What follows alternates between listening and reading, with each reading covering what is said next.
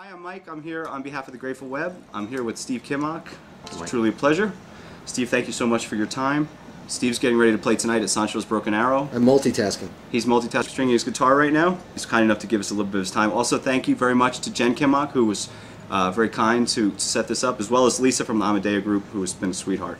First off, Steve, really, what Aaron and I were thinking about is rather than rehashing stuff that's been covered regarding pretty much your musical tastes, influences, etc., we were thinking rather than that, we were thinking about more along the lines of covering some issues that are a little bit more politically conscious. For instance, the environment. What our concern is the Bush administration more concerned with the profits that can be generated from fossil fuels, and knowing that the solar and wind power really doesn't generate a whole lot of profits, their focus seems to be more on the fossil fuels. Wondering if you living in California, or living firsthand with the energy crisis that's going on, rolling blackouts, etc., what kind of fine line is there for energy conservation and then the need for fossil fuels?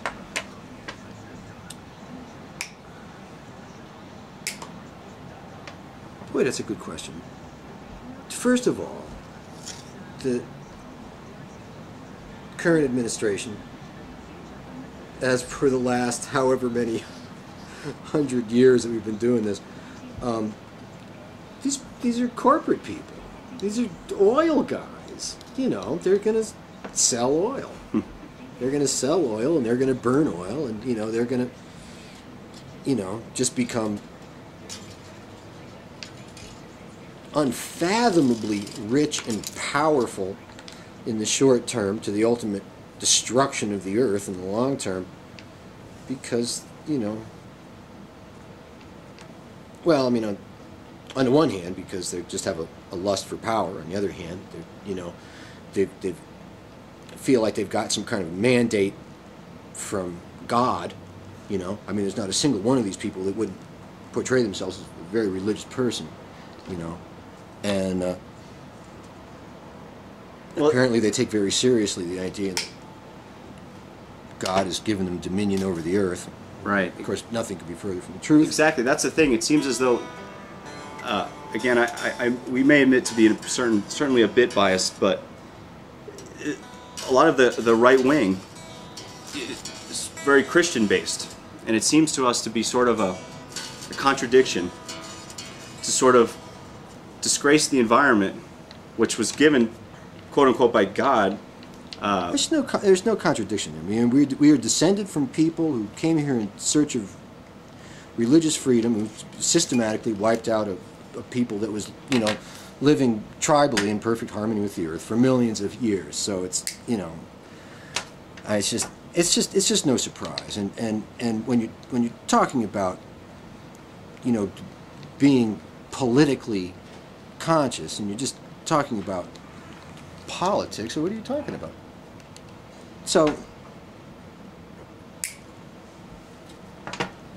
when you're talking about being politically conscious, it's the teeniest tip of the iceberg. I mean, so what? So what? You're conscious of what politics?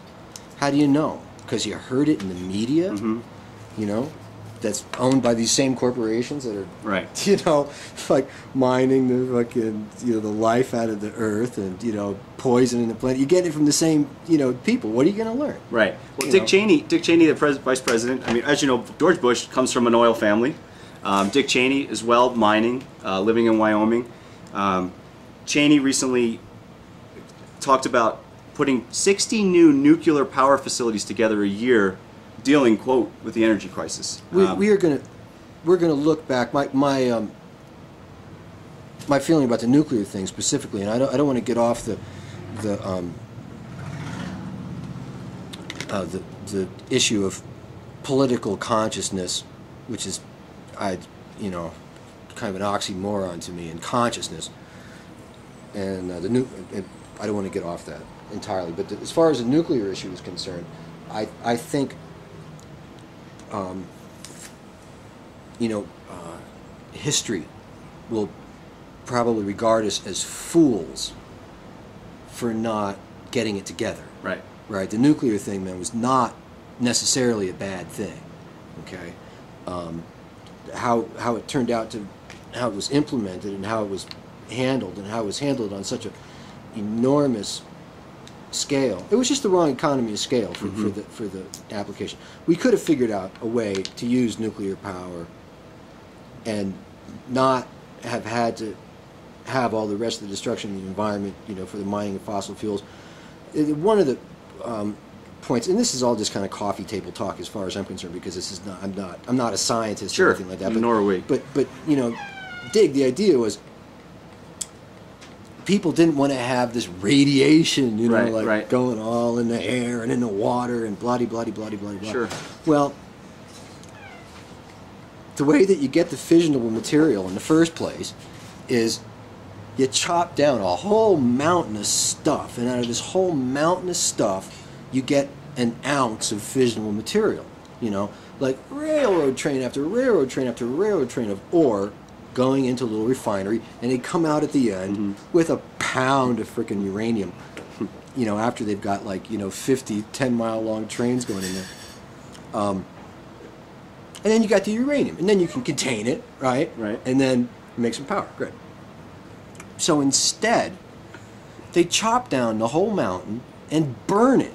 And every bit of that same fissionable material is released into the atmosphere 100% for sure. There's just as much uranium as a mountain of coal as there is in a lump of uranium, and we're just burning this shit. It's all going into the atmosphere just the same. The point is to keep the shit out of the fucking air, right? So you can't burn this stuff. Either mine it, refine it, use it properly, but don't just burn it anyway. What's the point? You know, just as much crap has been released into the atmosphere, and again, I'm not a scientist, but I'd be willing to bet there's just as much crap released into the atmosphere from the burning of fossil fuels as there is from Chernobyl melting down in 3 Mile Island and everything else. So, you know, with no disrespect intended to those like-minded environmentalists who rallied against the nuclear thing, on one level they were right to do it. On the other hand, it really served no useful purpose. You know, to perpetuate the use of fossil fuels. I think in terms of just one of the concerns really regards to nuclear, it's just really where the waste is going to end up. There's talk about it ending up in somewhere in, I think, northern Nevada now, and there's just a big debate in terms of but see, then that's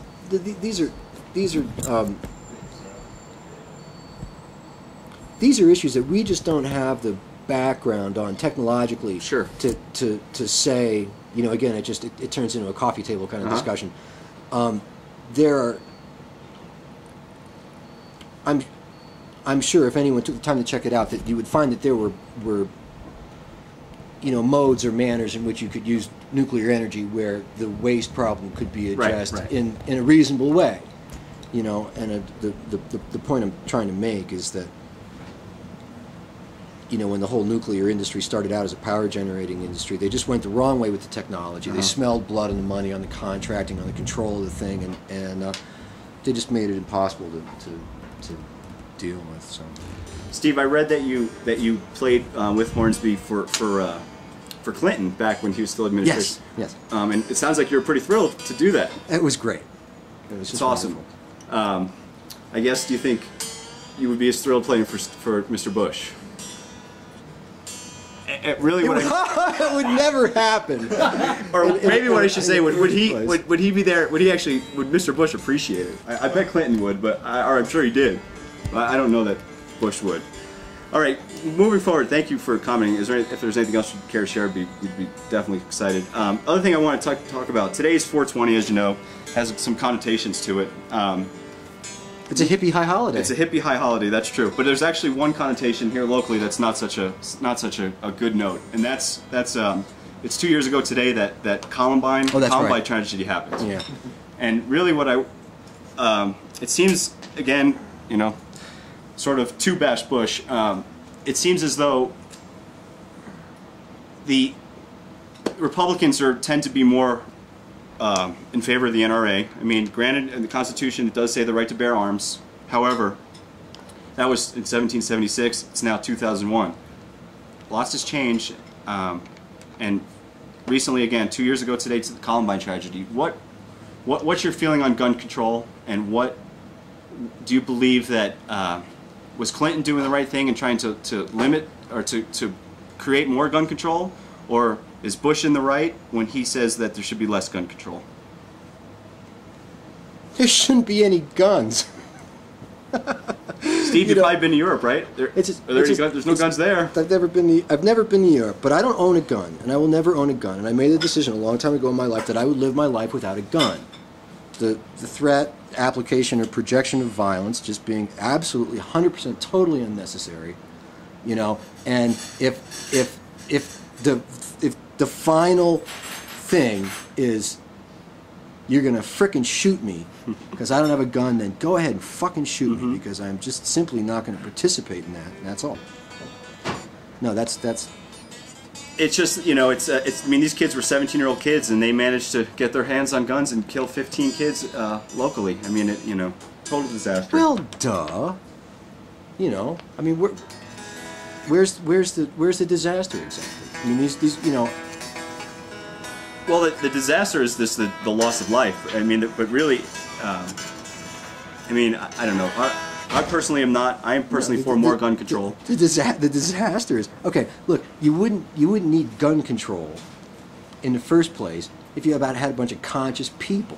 Okay, the reason that there's guns in the first place is because people don't know the difference between right and wrong. Okay, they don't know the difference between right and wrong because the way they've been brought up. You know, whatever political consciousness that you know you think people have is just, it's just some more monkey mind. It's not what's happening. Conscious people wouldn't go around shooting each other, right? On the other hand, you know, the corporations and the powers that be couldn't make slaves out of conscious people. So that's the issue. Ultimately, you have, you know, some kind of emerging consciousness on the one hand versus the short-sighted lust of power of the corporations on the other hand. Right. You know, so it's just like, are we going to wake up before the planet's uninhabitable or not? That's the, you know, that's the issue. So political consciousness is just, you know, again, it's kind of an oxymoron. Right. It's just more military intelligence or something like that. It's done, you know, I mean, you could be as conscious as you want about politics, but what are you conscious of? Conscious of fucking bullshit. You know? That's what I think. All right, and then I guess reverting back to what we were just talking about, being a hippie holiday, 420. Also, how about, let's talk about briefly on medicinal marijuana. From what I understand, you've done some gigs for benefits for medicinal marijuana. Of course, yeah. You may or may not know, but recently there's the Oakland, or the Cannabis Buyers Club out in California. Right. The federal judge closed those down. It's now up with the Supreme Court for a ruling, I believe, in June or July. Are they going to be reopened? What do you think? Is it going to be something? Is it going to be a long party lines in terms of what the federal judges end up deciding?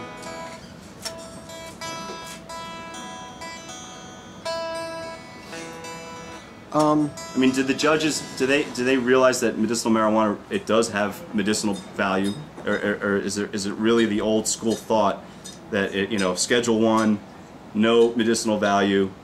It doesn't have anything to do with that. It's you know, for every person they bust, or for every person they confiscate property from, you know, I mean, there's a couple of lawyers, there's a couple of contractors, there's somebody's got to make them their food. It's just business. Well, that's you know, exactly. It's got nothing to do with, do they realize this or they realize that. Years ago, I read a report from the California Highway Patrol. This is from the Highway Patrol. Obviously, it never got printed, but I have a friend who's a lawyer, and he got the thing where they said, you know, if you're going to drink and drive, at least smoke pot and drink and drive, because you're way safer if you're smoking pot and drinking and driving than if you're drinking and driving. You know. No, I mean, you know, the whole. I think that, you know, we're preaching to the converted here for people that would be, you know, checking this out from your format. But I mean, who does pot hurt? I mean, you know, compared to ATV, you know, I mean, you got a better chance of getting struck by lightning or getting a hit record or something like that than hurting yourself smoking pot. And everybody knows that, you know. So it's, you know, I mean, it's just greed. It's greed on a. Some of the big pharmaceutical companies would be losing billions of dollars rather than prescribing Prozac, because Prozac would be out of the way, would be gone. You know, but they can use medicinal marijuana prescription companies are saying, no, no, no. Well, I think Willie Nelson made the same comment, so I won't go steal his quote, but he said stress is the biggest killer, you know, in the United States, and marijuana relieves stress. What are they going to do? They're going to tell you can plant this, just plant a couple plants in your backyard and make some tea once in a while and you'll be okay. No, they're going to sell you shit, So it's just, I mean, the issues you guys are dealing with are absolutely the correct issues, and no matter how you address them, they're just the tiniest symptoms, kind of a much deeper, much more real, problem, which is, as I pointed out before, is I wouldn't go so far as to say a battle between good and evil. But, right. It kind of works out that way. It's kind of unfortunately a race between consciousness kind of saving the earth and short-term greed destroying it. So. All right, well, Steve, thank you very much for sharing some of your views on that. Really appreciate it. Just briefly, because we do want to discuss at least something related to your band. It's now the Steve Kimock Band. Bobby Vega's been in there, been sort of a solid foundation with you as a bass player across many years. How has it changed now that it's the or you have the Steve Kimock Band? Are you the orchestrator of this band? No, it just seemed prudent to use my name to promote it. Is that it? Oh, it was like, what else were we gonna go? We could have called it, duck soup or something like that. It just would have been that much harder to book. But in terms of the interaction and orchestration and such, there hasn't been much that's changed, maybe with Zero or KVHW or whatever. No, not too much. We did the KVHW thing, and Ray was basically kidnapped by his own monkey. Ray's own monkey kidnapped him, and then we went through this, period of people trying to get the little letters to put on the marquee where they go KVHW without the W with this other guy from this band and they were just going, can you just call it Steve Kimock so people know, so that's how that fell out. Cool. So we're still working with that. If we ever got an idea for a brilliant name, Steve, you're playing at Sancho tonight. I'm not sure what the capacity is, but I can't imagine it holds more than 150 people or so, if that. What's the capacity in the club, Is it 225? Does playing in the Steve Kimock Band allow you to maintain a little bit more of that intimate setting? Or? I mean, because granted, I saw you last fall in the Boulder Theater, and that place was full. I mean, you could have easily played the Boulder Theater, no question. This place is a small little venue, very intimate. I think it was more, more a matter of logistics. It turned out on this trip that we had this time open, and I was going to be driving anyway. And so we thought, well, what can we do? And Jay has been very, Yeah, you guys did Coyotes before. Very, very kind to us, and we were happy to come here and play for him. And it's kind of like a little watering hole stop for us. It's pretty sweet. We're pretty excited for tonight. So I'm very much into it. And of course, you could play some larger places, or we could play some smaller places, and not play anywhere at all. What do you prefer? Do you prefer that little small venue like this, or do you prefer? I mean, I've seen you play in big amphitheaters before. I've seen you now. Well, actually, I haven't seen anything as small as tonight, but I'm excited. Is there something that you personally prefer? I mean, do you like that interaction where the crowd is literally a couple feet away? I think it works better, under maybe 1,000 people. At some point there's this kind of crowd mentality kind of takes over. Right. Like the cumulative IQ just starts to drop until you've got a mob. And as you may have gathered from, or as you may infer from some of my earlier rantings, that the basic idea here is just kind of a piss in the ocean consciousness raising, right? And you don't do that with a mob mentality. It's difficult to do from one individual to another, But in a little more intimate setting, I think people take care of each other for a minute, you know, and really enjoy the community of it, and really get their spirit released a little bit by the music, you know, and that's the idea. The idea is not to, like, you know, hang out in a parking lot and you know, do giant balloons or something like that. You know, it's not the idea. Steve, you still have a couple more minutes, or we don't want to take too much of your time? I'm good. You cool? Yeah, sure. Yeah, just let us know. I don't want to, definitely want to take too much of your time. Another question I have for you. I'm good for 5 minutes. Cool. More musically related. With regards to music, especially in the sense of improv, being subjective, are there times where, you know, you maybe get off stage and maybe the guys in the band said, well, that was just, you know, that night was just sparkling, and you thought to yourself, maybe I didn't feel like I was all that on or whatever. Does that happen where there's just that the music becomes subjective in that sense? I mean, even because I know personally. Well, yeah. I mean, it happens all the time. But there's two. You know, two mechanisms at work there. One is if you have a plan, right? And normally, failing to plan is planning to fail. But as regards the music thing, how we do it, if you make too much of a plan and you go out there and it doesn't happen, you know, like, my idea will roar, you know, kind of thing. It's like, and it doesn't, you know, because it's, you know, that's stupid anyway, right? Then if you have some attachment to your plan and it doesn't go like that, right, then you're like, and you know, what could have happened might have been totally magic, and you're just over here beating yourself up because I didn't do it my way, kind of thing, right? So that's, you know, that's just some ego, you know, duality bullshit that just, you know, that's not being in the zone. So that's not where we're trying to be. So that's one thing. The other thing is when there is dissatisfaction, you know, with your performance as a musician, as a performer, you're supposed to feel that. You're supposed to, like, be, you know, like, connected right at your core with the difference between your artistic reality and your artistic ideal, such that it hurts you to be at that place where the reality is like, oh God, this sucks. You know, you just want to do better. And you're supposed to use that as motivation.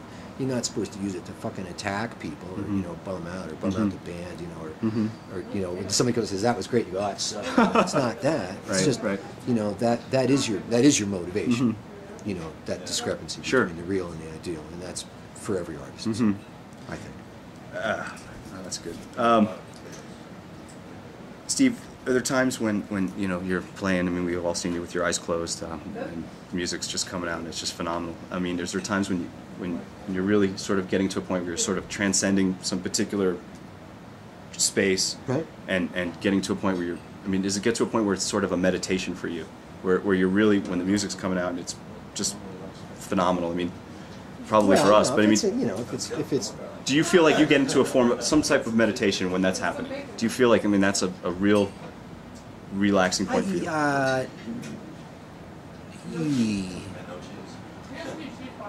I would love to. No, I'd love to actually answer that question, but it would take a little too long. Okay, understood. To articulate it, to answer it here. You know.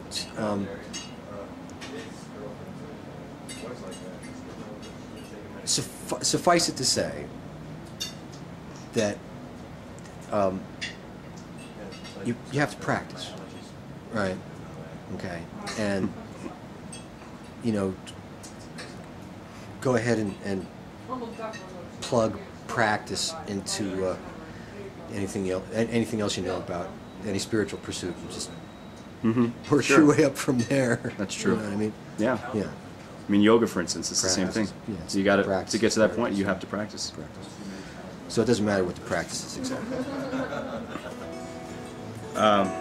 Steve, if you just give us one more question, if you would. I want to get your thoughts on music and the internet, particularly, I mean, related to Napster, the ruling against Napster recently, which discouraged the swapping of music files on the internet.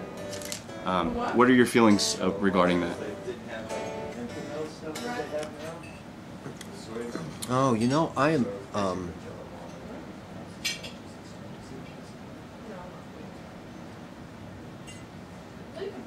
am sitting squarely on the fence on that.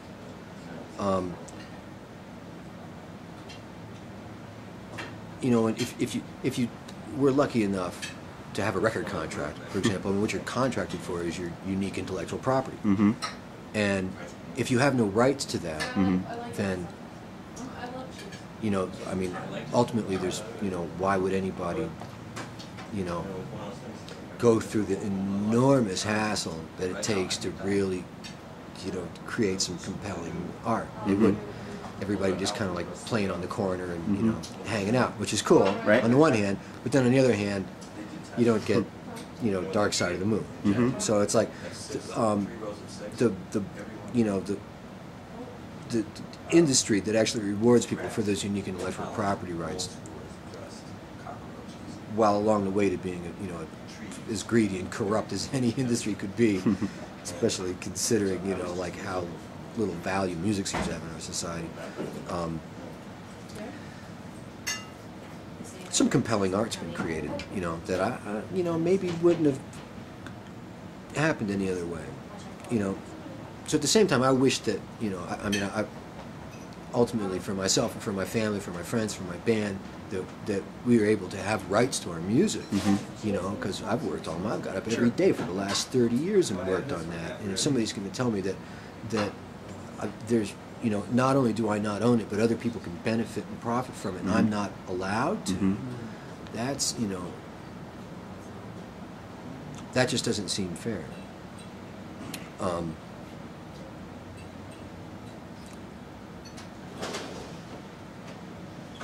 On the other hand, I think the Napster thing is cool.